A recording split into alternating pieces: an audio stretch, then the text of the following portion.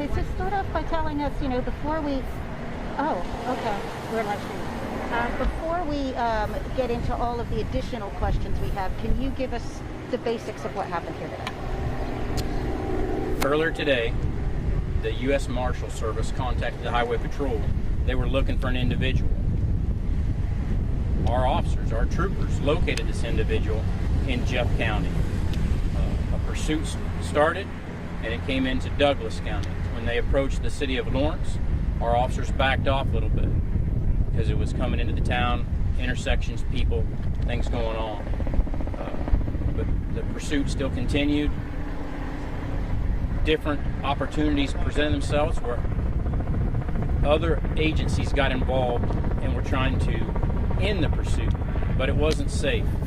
And then finally, here at 19th and Mass, our troopers got in position. It was a safer intersection, a better opportunity, and they conducted what we call a tactical vehicle intervention. And it made the car that we were in pursuit with rotate and spin to where it came to a stop. The driver of the car exited the vehicle and came out towards the officers, the troopers, and the KU Police Department officer wielding a gun. We ended up exchanging gunfire with that individual, and he was killed. So first, for getting to the first step, you start this chase out in Jefferson County. Why were you chasing this vehicle? The U.S. Marshal Service were looking for this individual, and they would be able to answer that question more in detail. And you have some concern about telling us because of jurisdictional... Yes, it would be more their opportunity, or the agency, which is going to be Johnson County, Kansas.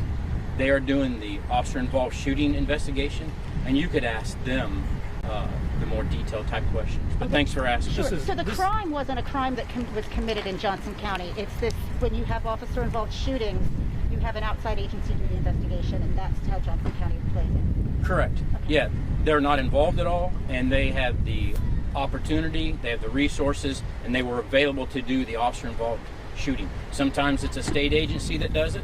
Sometimes it's a local agency or a county agency. It's really just who has the availability, the manpower, and can do the investigation. And I know you're not saying what the crime was, but can you tell us where the crime occurred, in what jurisdiction? This is a multi-jurisdictional incident from start to finish. And so without having those details, we're here to address what our officers were involved in today. So as you reach out to other agencies, like within the city of Lawrence, all agencies within Douglas County, the Sheriff's Office, Lawrence Police Department, University of Kansas, and the Kansas Highway Patrol were involved in the chase portion. And so we're here to talk today about our officers involved. Well, let's talk about your officers, because there was originally, when we know that there's an officer involved shooting, we often say an officer with X, shot this man. But there's still some confusion because there were multiple agencies involved. Can you fill us in on what you do know in terms of who was directly involved in the gunfire? We had 2 troopers with the Kansas Highway Patrol and 1 with the University of Kansas Public Safety Office. A police officer that works for the University of Kansas was involved as well. So they responded when this man got out of the car. They were the ones, it was the trooper who performed the tactical vehicle intervention.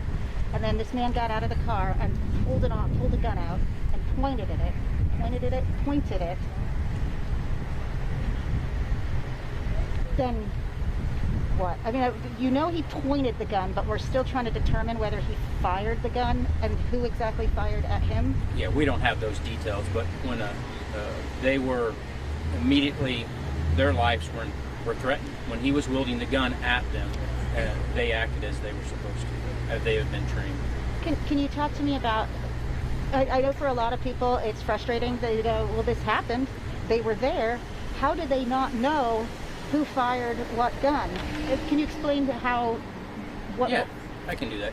When an officer's responding, we have lights and sirens going, blaring, so that the rest of the public that's not involved can safely move over and get off to the side, get out of the way.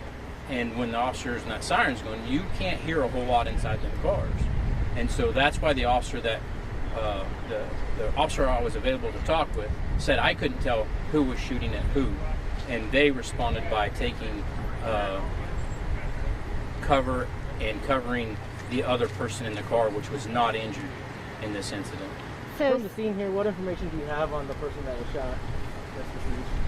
I don't have any details on him other than that it was a white male and that he came out of the car wielding a gun. Or what about the other person who was in the car at the same time? Any injuries to that individual? What happened with that individual? How was it?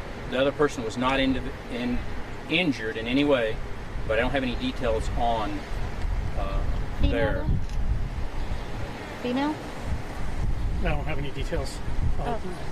I didn't get on that side of the story. I stuck with what I thought you guys were going to So ask about. let me drill down a little bit further, because what I just heard you talking about, the one deputy you spoke to who was kind of had his eyes trained on the passenger. So if there were two troopers and one university police officer, and it was the one trooper was the one who was giving you the information, that means there was one trooper and one university police officer who may have fired shots. You know that the man was hit and it wasn't self-inflicted, so you're trying to determine if it was both or one or the other of those two. Is that correct? Johnson County, the investigating agency on the officer involved shooting, they'll determine who did the shooting. That kind of stuff. We just know two of our troopers from the Kansas Highway Patrol and one officer from the Kansas KU Police Department was there returning fire, acting in self-defense. Does anybody else got a question? I don't mean to cut you off, but okay. you've kind of been hogging the thing, and Why this intersection? It seems very busy, and with the chase originating out in Jefferson City, why try and stop the vehicle now when you don't know that the person inside might be? well, the reason it happened at this intersection because the speeds were lower. There was less occupied at the time. There wasn't as many people as farther north on Mass Street. And so it was determined earlier that they didn't act north of here. And this intersection appeared to be safer, and they wanted to terminate the pursuit. They wanted to end it. It was unsafe, and our officers picked this as the best location. It's a good question. Grant? Yeah, I was just going to, so they have been going, so I know you were kind of general about afternoon and stuff like that, but started this afternoon, you know roughly how long, was it 2 hours were they driving around, or was it pretty much just, they started in Jefferson and ended up here within an hour? Grant, I don't know. And at a point where the person went out, like, was this car spotted and asked and was asked someone, or was it this car might be in the area, be on the lookout, oh, we spotted it, We were checking locations where we thought the individual might be. And so, obviously, good police work turned up the individual that U.S. Marshals were looking for. What happens to the officers now after a shooting like this happens? What's the protocol with them? Or do other officers show up and basically take them to questioning? What happens? Yeah, they'll be put on administrative leave pending the investigation. So this is Grant, it wasn't a long time. I can't tell you that it was 20 minutes, but it wasn't 2 hours when you mentioned that earlier. I want to make sure you guys understand it. It wasn't very long. It was in Jeff County. It came directly this way up 24 Highway, and we terminated here at 19th and Mass. The helicopter, KHP helicopter, tracked them to here. Once they had slowed down enough, this was the safest point to terminate the pursuit. Correct. so Kenzie, anything out here? All I was going to say is that there's, and this is something I want to give you both an opportunity to address, because I know you're aware that we are in a really, is tense the right word to use? I don't know if that's the appropriate word, but a tense time right now when it comes to officer-involved shootings. There's just a lot of tension between officers and civilians right now with everything that's been happening in the news. You have, each of you have officers or troopers who are involved in this. Do you want to say anything about the officer, the person who was killed, or just anything to address that sort of how it's, that's not a very clear question, I'm sorry. A situation like this affects the community, it affects law enforcement, it affects everybody around. And so in order to have these outside agencies complete these investigations, is very pertinent to the facts that are going on. So we get the facts of the case. As you've heard us say, we don't know a lot of facts, and that's because we look at what our officers doing. We give Johnson County, we give the U.S. Marshals an opportunity to explain the cases they work. We are responding as law enforcement officers do to assist a lot of people within our community to help with different things that go on. And so all of our officers are safe currently. They weren't injured in this incident. Somebody's life was taken tonight, and that's something to think about within the community and things like that. And for that, we know that's very hard for the community and for our officers as well. Sounds like you guys are taking a lot of extra steps to make sure that this investigation goes on untaped and that there is nothing interfering with this investigation at all. Kind of talk about why that's really important and kind of hitting on her question, why that's really important in this climate, making sure every T is crossed and every I is dotted.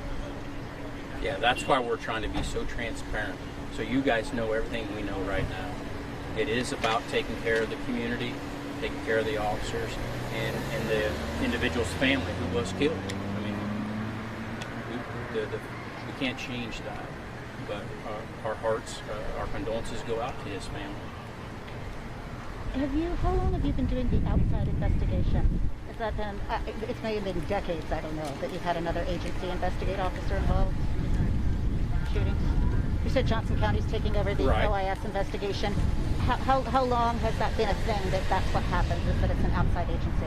It's always been that way. Since I've came on the road, an outside agency that was not involved in the incident is always called in. It doesn't matter whether it's a state agency, a local agency, a county agency. It really depends on, are they available? Do they have the manpower? Because it does take a lot of resources to do this, and they want to be transparent too, because they have a community to respond to too. Thank you for your time.